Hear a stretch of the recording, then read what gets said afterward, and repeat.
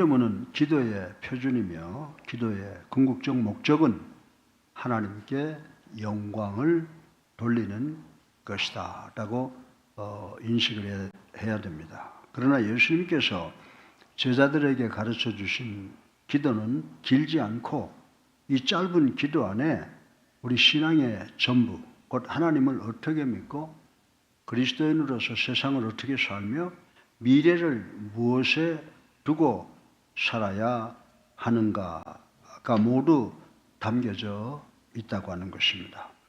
주기도문은 위기를 피하게 해달라고 하는 주문이 아니고 형식적인 암송문도 아니며 하나님 나라 백성의 삶의 헌장이라고 생각하면 틀림이 없습니다. 오늘 우리는 주기도문을 통해 기도하는 사람이 어떻게 기도하며 살아야 하는가를 생각을 해 보겠습니다. 우리가 기도할 때 두 가지의 폐단을 경계를 해야 된다라고 하는 것입니다. 먼저 너무 틀에 박힌 형식적인 기도입니다.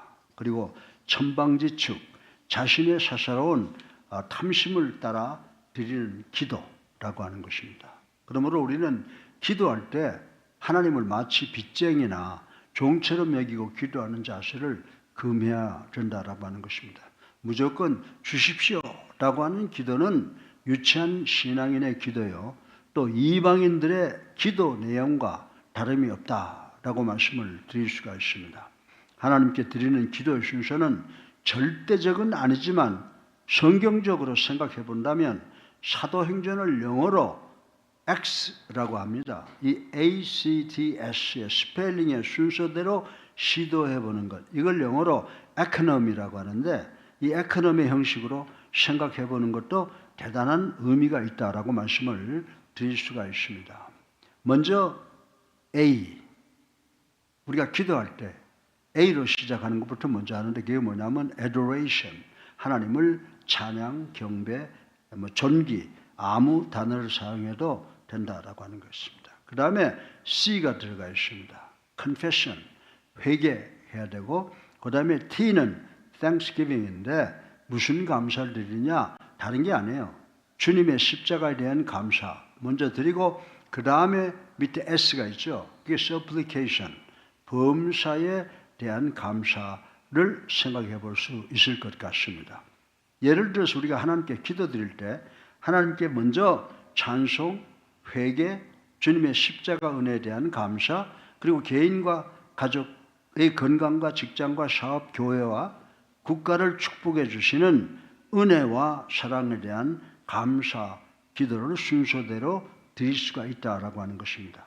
우리가 하나님께 기도드릴 때 먼저 하나님을 찬양하고 그 다음에 회개를 드려야 하는 이유가 있다라고 하는 것입니다. 그 이유는 뭐냐면 우리의 죄가 하나님과 우리 사이를 가로막고 있다면 우리의 기도가 하늘로 상달될 수가 없기 때문이라고 하는 것입니다. 하나님과 우리 사이를 가로막고 있는 이 죄들을 우리의 회개를 통해서 먼저 해결해야 하기 때문이라고 이 말씀을 드릴 수가 있습니다. 그리고 주님의 뜻대로 사는 삶이 되게 해달라는 기도 등등의 기도를 우리가 드릴 수가 있습니다. 이런 기도를 많이 하는 성도가 성숙한 성도요, 하나님을 영화롭게 하는 기도자들이라고 성경은 이야기를 하고 있고 전 그렇게 믿고 있습니다. 여러분도 그렇게 믿기를 주님의 이름으로 축원합니다. 오늘 설교 본론의 첫째로 9절 상반절에 있는 하늘에 계신 우리 아버지시여라고 시작된 기도문을 생각을 해보겠습니다. 하나님이 우리 아버지라는 사실은 우리의 신앙과 기도의 동력이 된다는 사실을 우리는 깨달아야 된다라고 하는 것입니다. 그리고 이 기도문의 의미는 예수님께서 제자들이 기도할 때마다 이런 모범을 따를 것을 요구하시는 것이라는 사실을 우리 모두는 깨달아야 됩니다. 그리고 이 의미는 하나님께서 하늘이라고 하는 제한된 공간에 계시는 분임을 나타내는 것이 아니며 이 온 우주 만물의 주관자다라고 하는 의미가 실려져 있다라고 하는 것입니다. 이 땅에 존재하는 모든 피조물들을 당신의 권능과 지혜로 친히 통치하시며 초월적인 분이심을 깨달아 알라고 강조해 하신 표현이라는 것을 우리는 깨달아야 됩니다.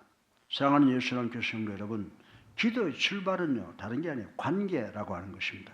기도는 요청이 아니라 관계 선언으로 시작한다라고 하는 것입니다. 유대교 장로들과 율법사들과 제사장들과 같은 지도자들은 하나님을 어떻게 표현했어요? 하나님을 무서운 재판관으로 서리발 같은 정죄의 심판을 내리는 분으로만 가르쳤다라고 하는 것을 우린 잘 알고 있는 것입니다. 그러나 우리 예수님은 달리 하나님을 전능하신 창조주라고 부르지 아니하시고 아버지 하나님이라고 부르라고 가르쳐 주신 것을 우리는 깊이 명심해야 됩니다. 하늘에 계신 초월하신 하나님이 아니시고 우리 아버지, 인격적이고 우리 공동체적인 하나님이라고 가르쳐 주고 있는 것을 우리는 이 기도문을 통해서 깨달아야 된다라고 하는 것입니다. 이 호칭은요, 두 극단을 막아줍니다. 하나님을 너무 멀게 만드는 두려움과 하나님을 너무 가볍게 여기는 무례에서 우리를 지켜주시는 말씀이라고 생각을 해볼 수가 있습니다. 오늘날 많은 사람들은 하나님을 필요할 때만 찾는 존재로 여깁니다. 그러나 주기도문은 말합니다. 우리는 고아가 아니라 자녀라고 가르쳐주고 있다라고 하는 것입니다. 여러분들, 우리 집에 애들이 넘어졌을 때 가장 먼저 부르는 이름이 뭐예요? 아빠예요. 아버지라는 것입니다. 설명이 아니라 관계가 먼저라고 하는 것은 우리 기도문이 우리에게 가르쳐 주고 있습니다. 이렇게 되면 우리가 하늘에 계신 하나님보다는 하늘에 계신 우리 아빠, 아버지라고 하는 관계가 우리에게 이해가 되어진다면 우리들의 기도가 달라진다는 사실을 우리는 깨달아야 된다라고 하는 것입니다. 두려움의 기도가 아니라 믿음의 기도가 되고 그리고 절대 의지하는 기도가 되는 줄로 믿으시기를 주님의 이름으로 축원합니다. 우리가 죄를 지었다 해도 우리의 죄악을 깨닫고 하나님 앞에 나아가 회개하기만 하면 다시 영광스러운 자녀로 받아주시는 분이 바로 우리 아버지 하나님이시라는 사실을 깨달아야 된다라고 하는 것입니다. 주기도문은 예수님의 제자와 하나님과 사이에 독특한 관계를 정립시켜 주시고 주기도문은 혼자서 드리는 기도의 모범이 아니라 예수님을 스승으로 하는 예수님을 그리스도로 살아계신 하나님의 아들로 믿는 모든 제자들이 함께 교제를 나누며 드리는 기도의 모범이 된다는 사실을 우리는 깨달아야 된다라고 하는 것입니다. 그리고 9절 하반절에 뭐라고 그랬습니까? 이름이 거룩히 여김을 받으시오며 라는 말씀을 계속해서 생각을 해보겠습니다. 여기서 먼저 하나님의 성호는 그분이 누구인지를 보여줍니다. 즉 하나님은 모세가 하나님 당신 누굽니까? 그럴 때 모세가 뭐라고 대답했어요? I am that I am. 에? 당신의 이름 그대로 나는 스스로 존재하는 분이시다라고 말씀을 하셨다는 것입니다.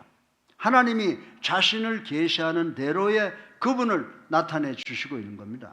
따라서 하나님의 성호에는 하나님의 거룩하신 품격과 하나님의 능력과 하나님의 권위가 함께 들어가 있다는 사실을 우리는 깨달아야 된다라고 하는 것입니다. 그리고 거룩히 여김을 받으시오며 라고 한 것은 하나님의 성호가 거룩하지 않기 때문에 거룩하게 여겨달라고 대접받게 해달라는 말씀이 아니라고 하는 사실을 우리는 깨달아야 됩니다. 바꿔서 말하면 이 세상에는 하나님의 성호만큼 거룩한 것은 없다는 것입니다. 그리고 우리는 사실 하나님의 거룩한 주의 형상대로 창조함을 받았으나 그 순수성을 이미 상실해버린 인간들의 천한 생각과 행동에 의해 하나님 나라의 목적, 하나님 나라의 명예가 경멸받지 않게 해달라는 기도라고 하는 것을 우리는 알아야 됩니다. 거룩은 이 세상의 피조물은 우리 인간들과는 분리가 아니라 대표성을 나타내고 있다는 것입니다.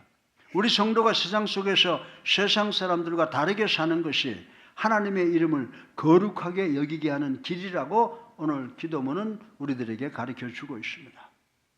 기도의 첫 목적은 하나님의 영광을 찬양하는 것이라고 누누이 말씀을 드렸습니다. 주기도문은 내 문제보다 먼저 하나님의 성호를 언제든지 말하게 합니다. 거룩히 여김을 받는다는 말은 하나님의 이름이 우리 성도들 삶 속에 존귀하게 드러난다는 뜻이라고 말씀을 드릴 수가 있습니다. 오늘 우리의 삶은 하나님의 성호를 높이고 있습니까? 아니면 하나님의 성호를 가리우고 있습니까? 우리는 입으로는 하나님을 의논하고 주기도문을 외음으로 성도라고 하지만 삶의 현장에서 여전히 세상 사람들처럼 살고 있지 않는지, 주기도문은 우리를 돌아보게 만드는 동기를 부여해 준다는 것을 우리는 깨달아야 된다라고 하는 것입니다. 사랑하는 예수사랑 교회 성도 여러분, 교회 간판보다 더 중요한 것은 성도의 삶이라는 간판이라고 말씀을 드릴 수가 있습니다. 따라서 하나님은 모든 세속과 사악에서 구별되며 절대 무음하신 지존자시요 유일한 예배와 경배의 대상이심을 명심하시는 우리 모두가 되시기를 주님의 이름으로 축원합니다. 둘째로 10절에 보게 되면 나라가 임하옵시며 뜻이 하늘에서 이루는 것 같이 땅에서도 이루어지이다라는 말씀을 생각을 해보겠습니다. 이 말씀의 의미는 하나님의 구속사적 통치가 이 땅에서 계속 확장되게 해달라는 기도이며 그 나라가 완성되게 해달라는 기도라고 하는 것을 우리는 깨달아야 된다라고 하는 것입니다. 그리고 잘 알아야 돼요.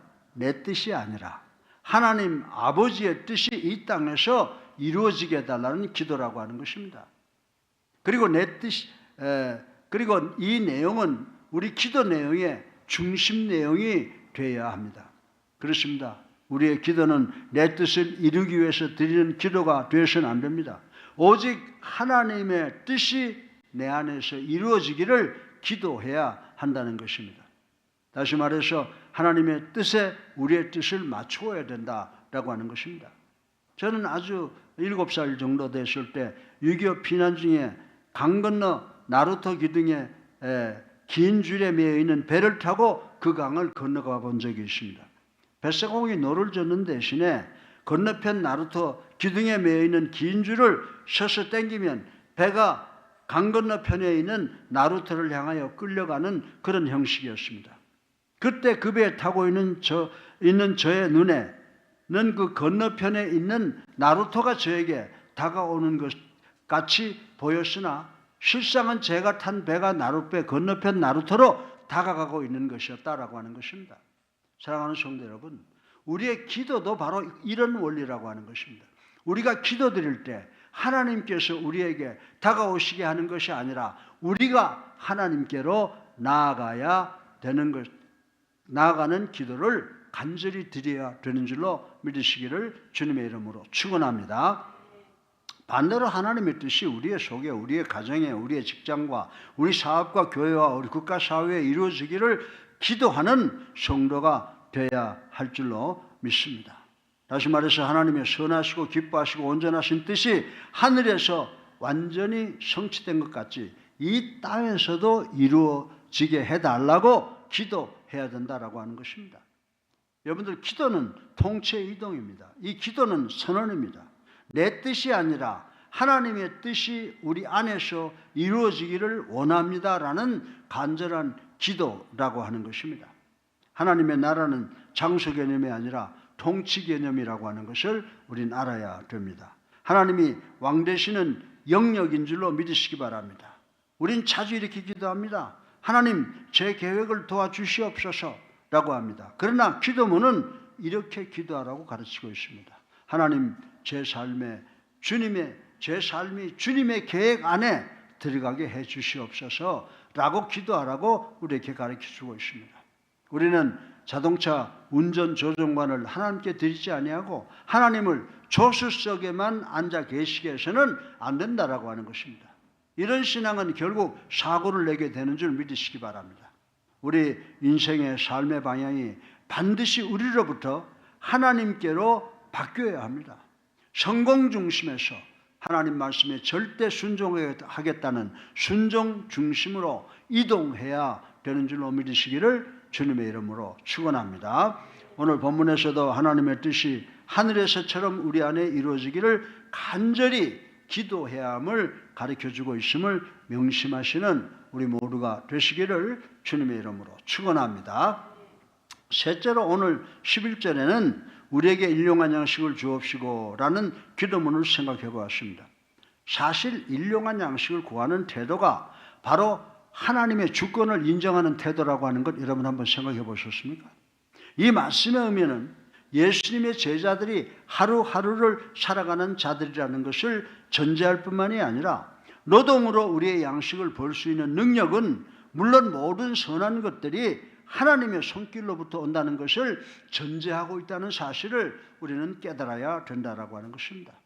그러나 영육 간에 모든 필요한 것은 하나님의 허락 없이는 절대로 한 가지도 얻을 수 없음을 우리는 깨달아야 된다라고 하는 것입니다. 우리가 일할 수 있는 힘과 재능도 다 하나님이 주신 선물인 줄로 믿으시기 바랍니다.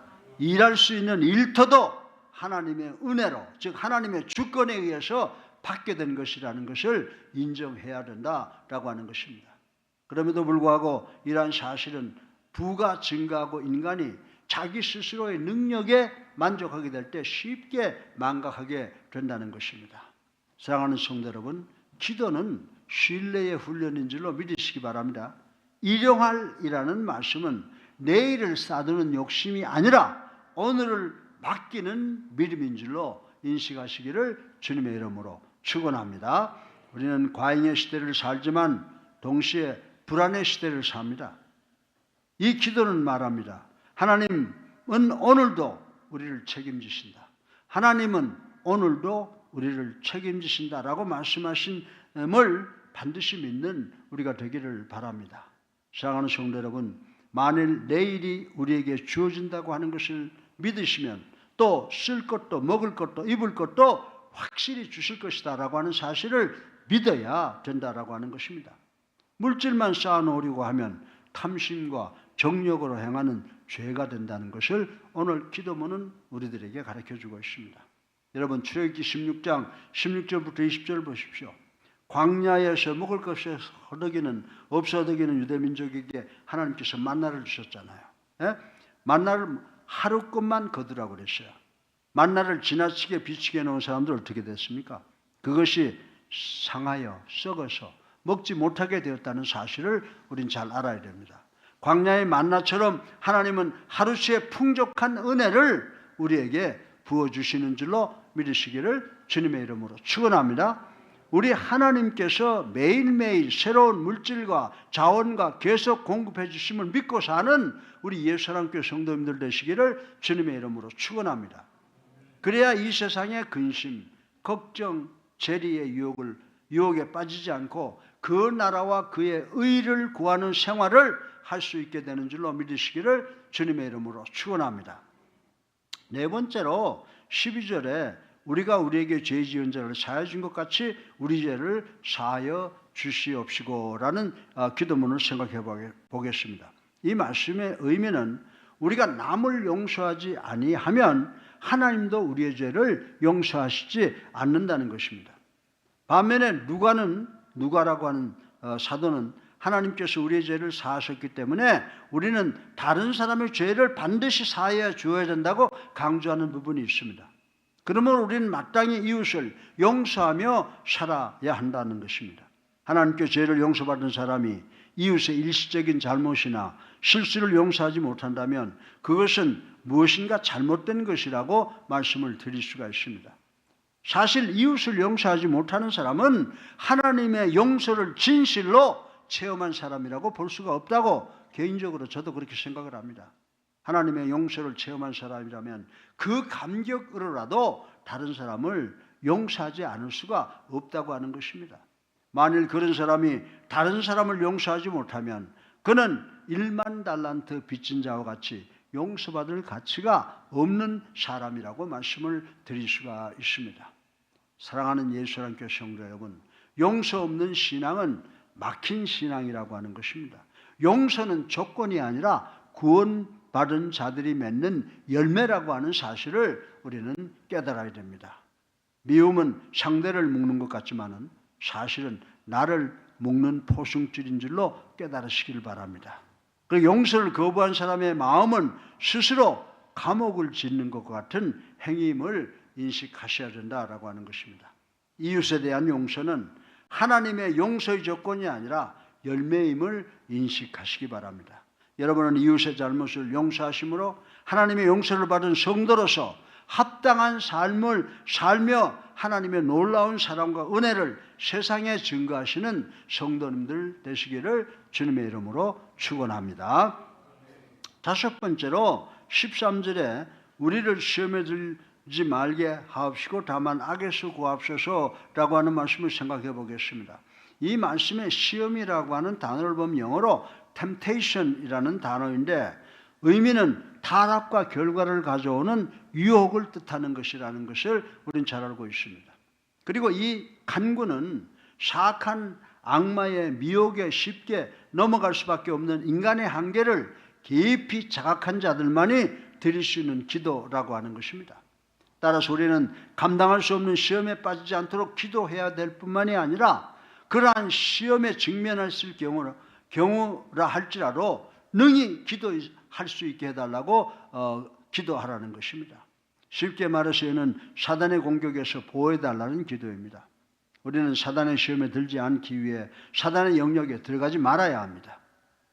13절은 성도의 원수된 사단으로부터 보호를 구하는 기도를 가르치신 내용입니다. 우리를 시험에 들게 하지 마옵시고 다만 악에서 구하옵소서라고 기도하라고 우리 주님께서 가르쳐 주셨습니다. 우리가 하나님께 드리는 보호의 기도 전체 내용이 이 기도의 범주에서 벗어나지를 않습니다.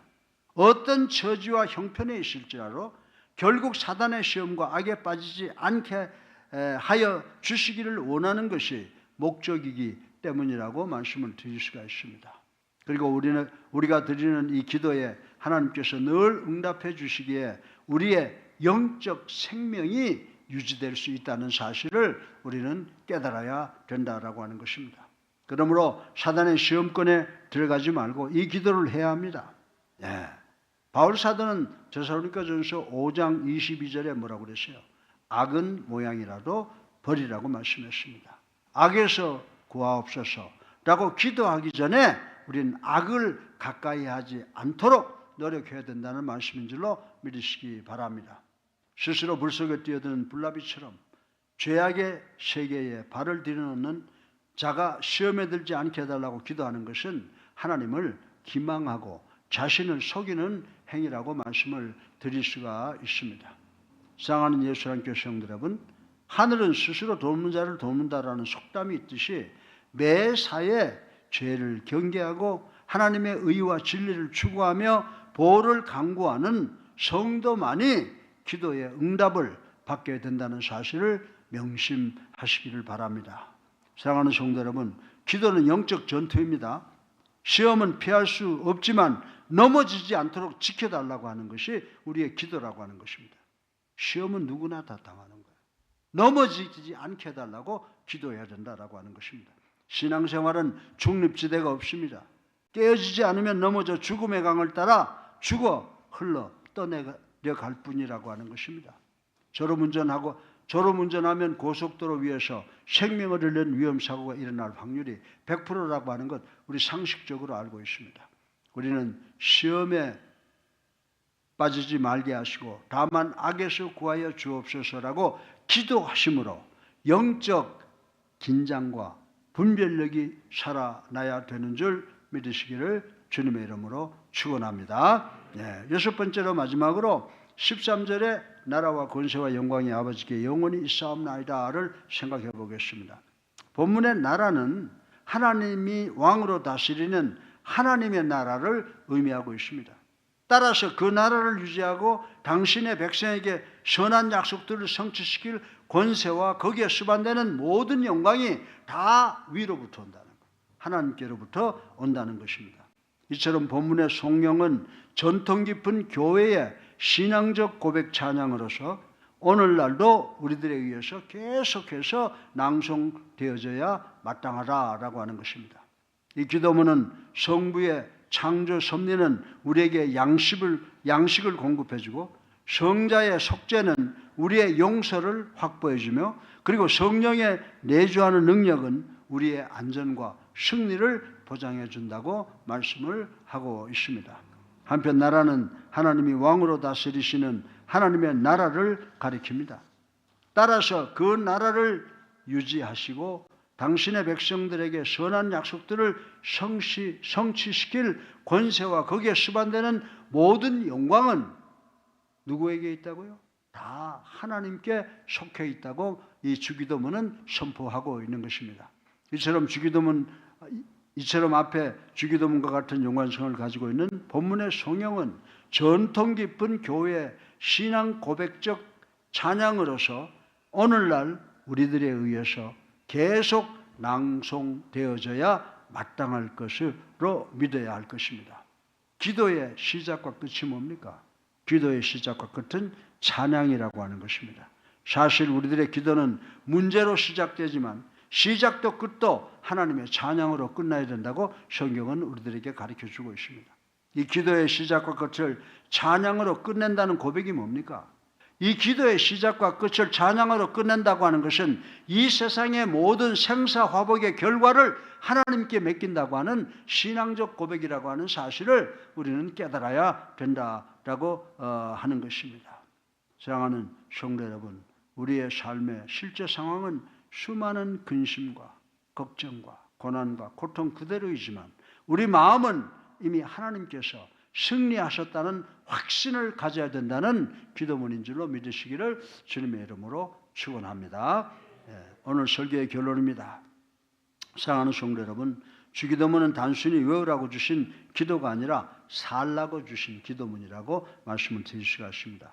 아버지를 믿으며 살고 하나님의 이름을 드러내며 살고 하나님의 통치를 받아들이고 사시는 우리 모두가 되시기를 주님의 이름으로 축원합니다. 오늘의 은혜에 만족하며 용서하며 깨어 살아가는 삶, 이것이 주기도문이 우리에게 가르쳐주는 내용입니다. 우리의 다짐은 주여 주기도문을 말로만 하지 말고 삶으로 살아나게 하소서. 나라와 권세와 영광이 오직 하나님께만 있습니다 라고 하는 이 고백이 우리의 기도가 되고 우리의 삶이 되며 우리의 믿음의 결론이 되시기를 주님의 이름으로 축원합니다. 기도하겠습니다.